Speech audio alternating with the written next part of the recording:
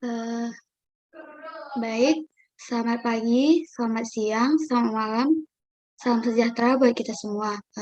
Perkenalkan, nama saya Riana Barustupu, salah satu mahasiswa Sekolah Vokasi Institut Pertanian Bogor dari Program Studi Teknik dan Manajemen Lingkungan Angkatan 57 dari kelas A2.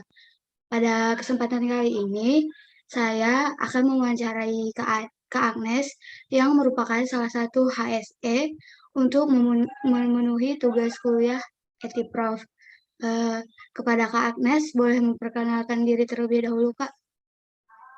Baik, terima kasih Ariana. Perkenalkan, nama saya Yosi Agnes Nababan, biasa dipanggil Agnes. Saat ini saya bekerja di PT Sarmas Utama atau Institut Indonesia dan di bagian Departemen EHS atau HSE. Sekian. Eh, Kalau boleh tahu, Kak, kenapa Kak Agnes itu tertarik menjadi seorang HSE? Tertarik yang pertama karena latar belakang saya ya, Dek. Latar belakang saya yang berkuliah di Teknik dan Manajemen Lingkungan angkatan 55 kemarin. Kebetulan saya waktu itu mendaftar pekerjaan dan saya tertarik di bidang EHS atau HS itu karena uh, banyak belajar di dalamnya dan juga sesuai dengan passion saya sih sebenarnya di bagian itu. Oh, berarti dulu Kakak itu tertarik di mata kuliah konservasi ya, Kak? Atau Uh, Tertarik di mata kuliah K3 pengolahan limbah gitu.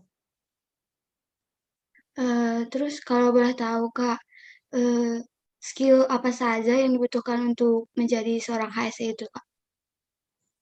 Kalau skill menurut aku sih yang penting kita mau belajar ya. Karena kan kita juga khususnya aku ini sebelumnya belum pernah bekerja ya, baru banget bekerja.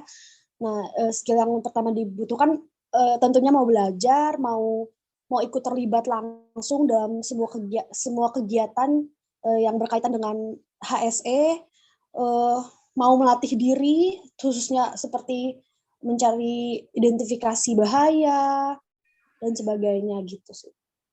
Oh, berarti kita harus mempersiapkannya terlebih dahulu ya, Kak? Ya, karena mungkin kalau aku pribadi ini kan baru pertama kali bekerja, jadi harus banyak belajar sih, karena kan eh, bisa dibilang perkuliahan sama pekerjaan tuh berbeda jauh lah, kalau menurutku ya. Eh, Selanjutnya, Kak, apa apa tantangan Kakak dalam menjadi seorang HSE itu, Kak? Tantangan waktu awal-awal bekerja sih sempat kaget, karena memang banyak yang belum pernah aku dapetin di perkuliahan ya. Sempat kaget, tapi aku pengen mengembangkan diri lagi dan bertanya-tanya ke tim ke orang-orang yang di perusahaan. Tantangannya sih paling itu sih banyak yang belum aku tahu gitu tentang HS itu sebenarnya luas banget gitu. Nggak dan cukup eh, kurang aku dapetin di kuliah gitu sih. Oh, Agak iya.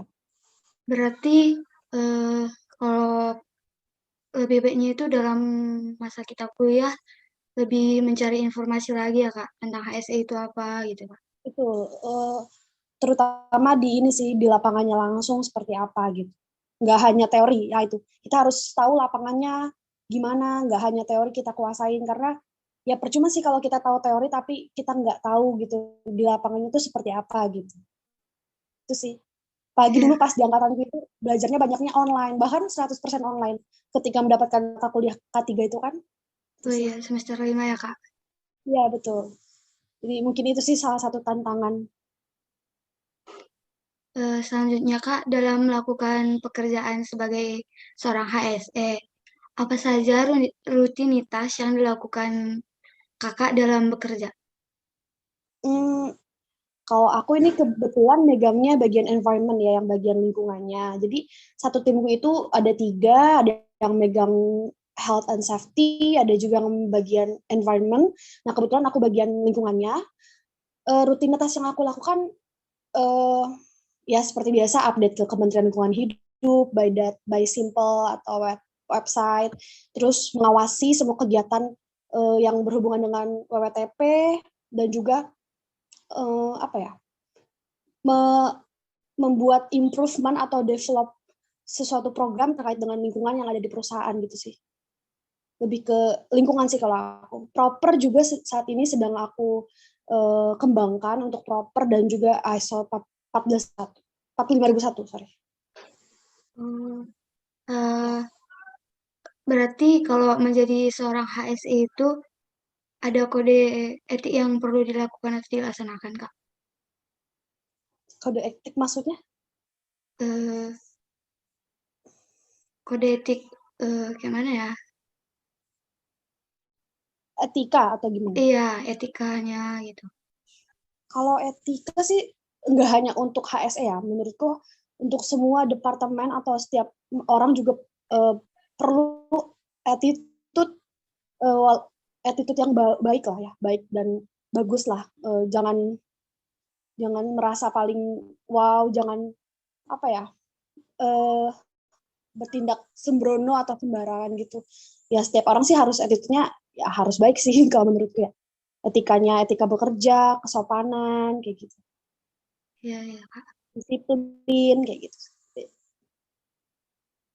Terus kalau selama bekerja ini, Kak, apa suka duka yang Kakak alami ketika menjadi seorang HSE? Suka duka. Kalau sukanya yang tadi aku bilang, aku banyak banget belajar di perusahaanku ini. Banyak banget hal yang aku ketahui. Terus apa ya? Diriku berkembang lah di sini, maksudnya sebelumnya aku nggak tahu jadi tahu gitu. Sebelumnya oh kayaknya cuma gini doang, ternyata oh nggak kayak gitu sih. Kalau dukanya dukanya kayaknya nggak ada sih. Sejauh ini aku masih menikmati kerjaanku. Ya dukanya paling capek, ya wajar lah manusia Iya, ngeluh, banyak banyak program, banyak project gitu sih. Paling itu nggak duka sih, itu tantangan sih. Itu sih. berarti kerja sebagai HSE itu bisa dibilang menyenangkan ya, Kak? Menyenangkan tapi memusingkan.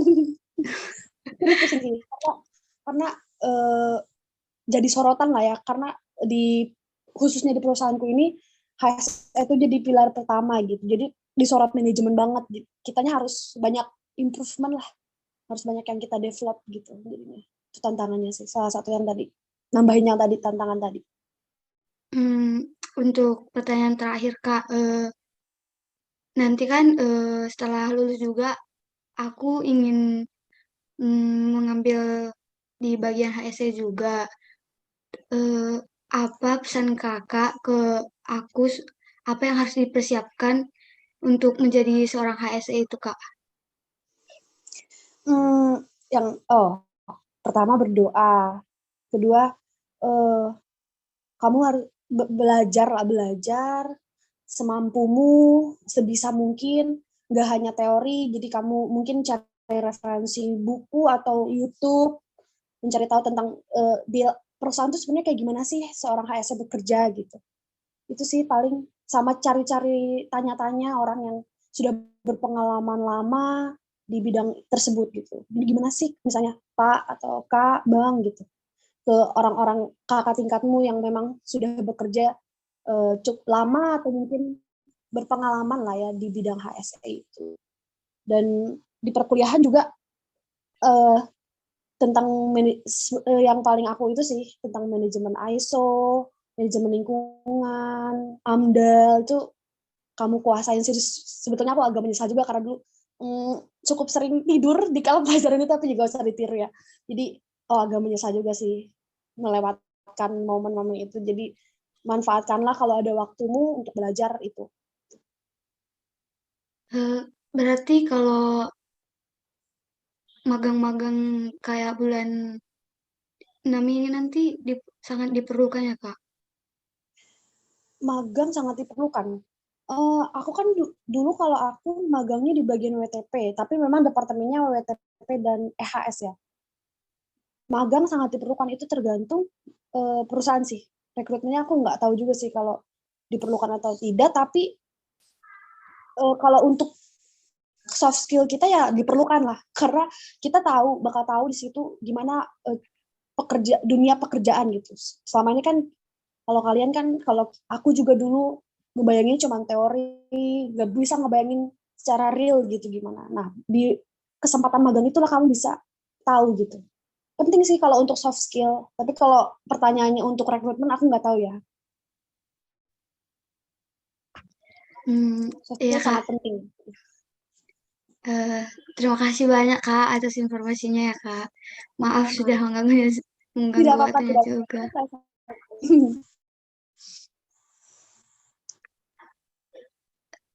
Ada lagi? Udah Kak, cukup sekian aja. Oke. Aku tutup ya Kak. Oke. Demikian yang dapat kami sampaikan. Semoga informasi yang kami sampaikan ini dapat bermanfaat bagi teman semua. Terima kasih. Terima kasih.